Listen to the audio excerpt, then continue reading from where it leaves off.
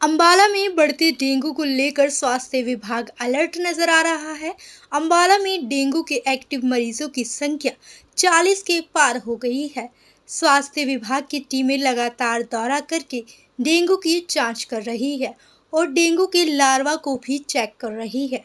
स्वास्थ्य विभाग की तरफ से लोगों से अपील की जा रही है कि अगर किसी को बुखार है तो टेस्ट जरूर कराएं। अपने आसपास पानी इकट्ठा ना होने दें। घर घर जाकर स्वास्थ्य विभाग की टीमें चेक कर रही हैं।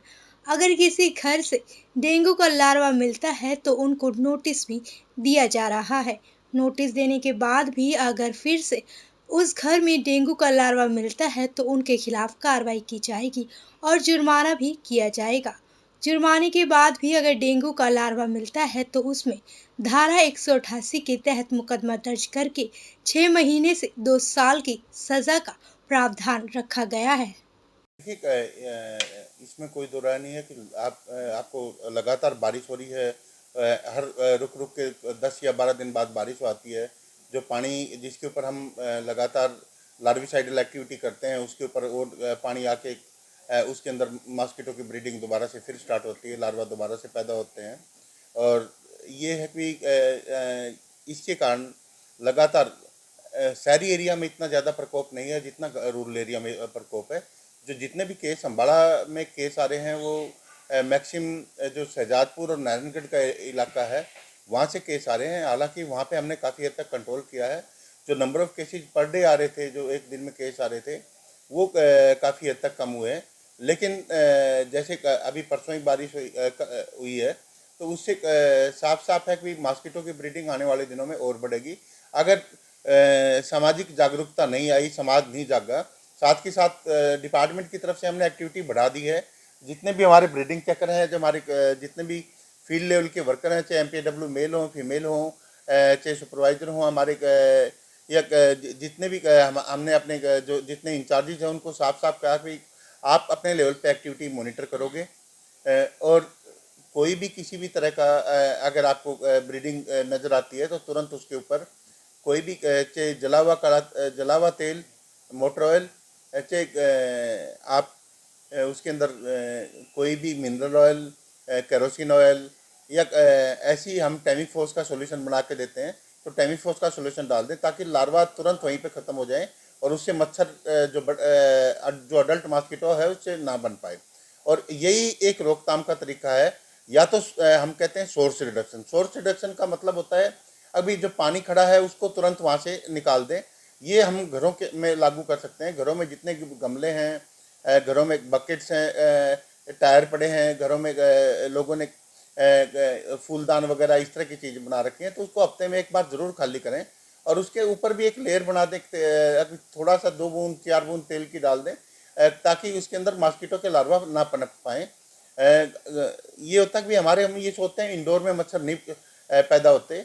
तो इंडोर में जो फ्रिज के पीछे ट्रे होती है आमतौर पे आप देखोगे उसके अंदर भी लार्वा ब्रीड कर रहे होते हैं मॉस्किटो को। उसके अंदर भी ये है कि जैसे एक जो मच्छर का साइकिल होता है, कभी अंडे देता है, अंडे से 2 या 3 दिन के अंदर लार्वा निकल जाते हैं, लार्वा से प्यूपा बनता है और प्यूपा से एडल्ट मॉस्किटो 7 या 9 दिन में वो हो जाता है। फिर वो अगले 12 से 15 दिन तक वो पूरी तरह से वो है एक्टिव रहता है।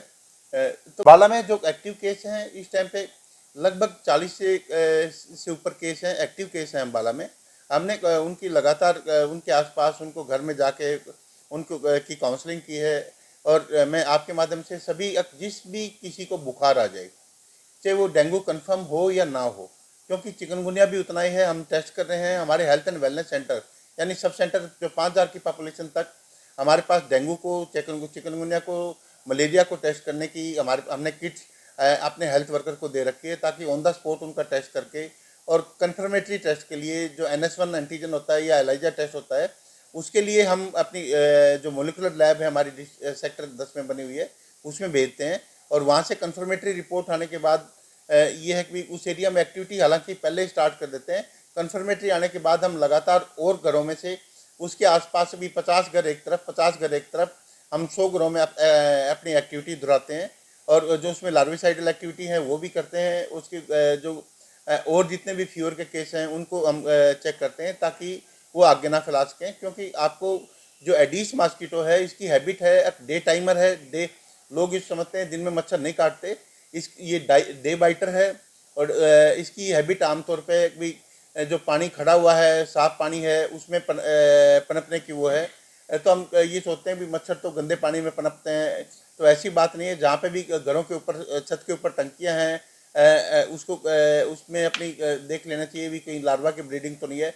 आमतौर पे जो उसके अंदर कीटाणु से घूम रहे होते हैं, ये लोग ये सोचते हैं ये तो पानी के कीटाणु हैं, ये वो नहीं, वो असल में लार्वा होते हैं मॉस्किटो के, और उनको ख़त्म करना ज़रूरी है, ताकि हम घरों के आसपास जितने भी घरों के अंदर जो मॉस्किटो है उसकी डेंसिटी को कम कर सकें।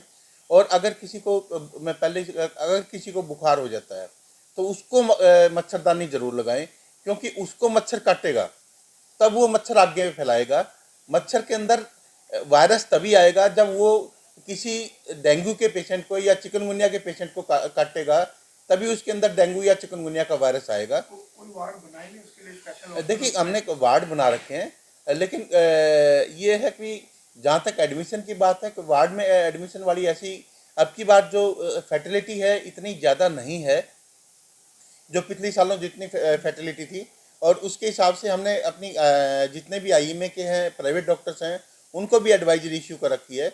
अब जिनको एडमिट होने की ज़रूरत नहीं है उनको एडमिट ना कीजिए, क्योंकि आपको पता है कि अस्पताल में एडमिट होंगे, अस्पताल में भी मॉस्किटो होते हैं, वो दूसरे पेशेंट्स के अंदर भी फैला सकते हैं। तो जिनको एडमिट करने की ज़रूरत नहीं है उन्हीं उनको हम एडमिट नहीं कर रहे, सिर्फ उन्हीं को कर रहे हैं जिनके प्लेटलेट काउंट बहुत ही डाउन आ जाते हैं, या जिसकी जो चलने फिरने लायक बिल्कुल नहीं है, मुंह से नहीं खा रहा है, तक उसको आईवी फ्लूइड देने हैं, तभी हम उसको एडमिट करते हैं। और मेरी आपके माध्यम से जितने भी प्राइवेट प्रैक्टिशनर हैं, मेरे इंडियन मेडिकल एसोसिएशन के या नेशनल इंटीग्रेटेड मेडिकल एसोसिएशन के नीमा के जितने भी सहयोगी हैं, उन सभी को मेरी अपील है, अभी बिना वजह किसी पेशेंट को दाखिल ना किया जाए। सिर्फ पेशेंट को ये हिदायत दे दी जाए, पेशेंट जहाँ पे है उसके चारों तरफ मॉस्किटो रेपेलेंट ज़रूर हों, मास्क जो मच्छर भगाने वाली जितनी भी मशीनें हैं, उसके बाद अभी उसके सिराने के ऊपर भी और उसके पाँव की तरफ भी दो मॉस्किटो रेपेलेंट ज़रूर होने चाहिए। मच्छर उसको ना काटें, उसको नहीं काटेंगे तो घर के अंदर जिसके अंदर वायरस है वो मच्छर नहीं फैलेगा, और आम मच्छर अगर काटता है तो उससे वायरस तो नहीं होने वाला। जब अगर जिस भी मच्छर में डेंगू का वायरस है वही अगर काटेगा तब डेंगू होगा। और डेंगू के जो उसकी है मल्टीपल बाइटर है, यानी मेरे को काट के आपको काट लेगा, फिर अगले को काट लेगा। एक बार में 4 या 5 बंदों को काटता है, तो यानी 4 या 5 बंदों को एक बार में ही ये डेंगू का वायरस दे सकता है। और उसके अंदर उसके 2 से 7 दिन के बाद उसमें डेंगू के लक्षण आ जाते हैं। तो मेरी ये है कि डेंगू का लक्षण भी जो मैं आपको बता देता हूँ। आँखों के पीछे रेट्रो ऑर्बिटल पेन बोलते हैं, आँखों के पीछे दर्द होना, सिर में भारीपन होना, जोड़ों में दर्द होना, पार्टिकुलरली जो नी ज्वाइंट है, एल्बो ज्वाइंट है, शोल्डर ज्वाइंट है, उसके अंदर ज़्यादा पेन होता है। और चिकनगुनिया में छोटे जोड़ों में दर्द होता है। साथ में बैक एक बहुत ज़्यादा होती है दोनों फीवर में, शरीर के ऊपर लाल निशान पड़ जाते हैं। तो अगर इस तरह के कोई भी सिम्टम हो, तो अगर डेंगू पॉजिटिव नहीं भी डिक्लेयर हुआ तब भी एहतियात बरतने की ज़रूरत है, क्योंकि कोई भी मच्छर से बोर्न आर्थ्रोपोड वो बोलते हैं, वायरस बोलते हैं। तो हो सकता है डेंगू चिकनगुनिया के अलावा भी कोई किसी भी तरह का कोई वायरस फैल रहा हो, तो उससे भी हमारे को बचाव रखने की उतनी भी जरूरत होम आइसोलेशन बिल्कुल हम अभी पेशेंट्स को ये कह रहे हैं कि ये नहीं कि आप ठीक हो गए। अब जब तक 5 या 7 दिन तक वायरमिया रहता है, यानी उसके अंदर वायरस घूमते होते हैं, जिस भी मरीज के अंदर डेंगू हो गया, तो 5 और 7 दिन तक अपने आप को सीमित रखे।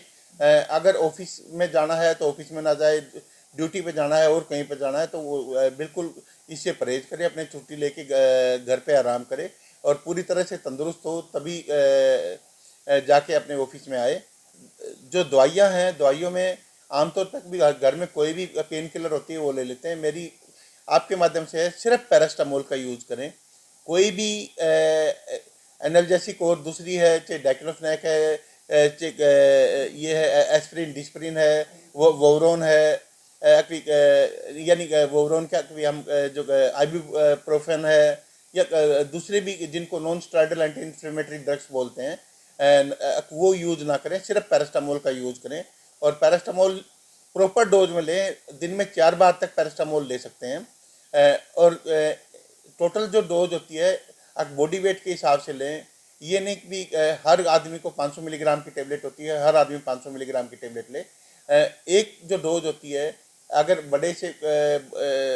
बच्चे से बूढ़े तक की बात करें हम, तो उसमें 10 मिलीग्राम पर केजी बॉडी वेट पर डोज, यानी 40 मिलीग्राम पर केजी बॉडी वेट पर डोज 4 डोज में डिवाइड करके 4 बार दिन में ले सकते हैं इसको। हमने ब्रीडिंग चेकर रखे हुए हैं, ज़िले में 40 ब्रीडिंग चेकर हैं। उनको साफ साफ बोला गया है, जिस भी घर में आपको डेंगू के या कोई भी वो लार्वा मिल जाए तो तुरंत उस घर के को नोटिस इशू करें। और अगर उसके बाद भी ना मानता है तो उसका चालान करने की पावर है।